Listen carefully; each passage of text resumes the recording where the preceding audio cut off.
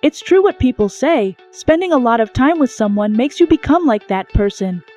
At the Kim Jiwon Tokyo fan meet, when asked what sports have you learned, fans shouted golf. Here is Jiwon's response. 골프 잘하고 있거든요. 아, 근데 골프는 많이 벌어졌다고 하더라고요. But Jiwon also said she kind of wants to do something like boxing. 저는 요즘 좀 복싱 이런 거 And as we know, Kim Soohyun is quite skilled in this sport. 복싱은 잘하시는 거예요? 다시 한 번만 보여주세요. 강하게. Not only that, Jiwon also revealed the food that energizes her when she is tired is chocolate ice cream.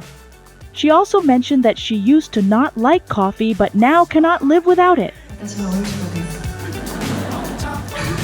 뜨거운 커피는 못 마셔요. Soohyun also loves this caffeinated drink. Fans commented that whether she realizes it or not, Jiwon is slowly doing all the things Soohyun likes, first hiking and now boxing. This is the effect of spending 4 seasons together. Love the world that keeps the sky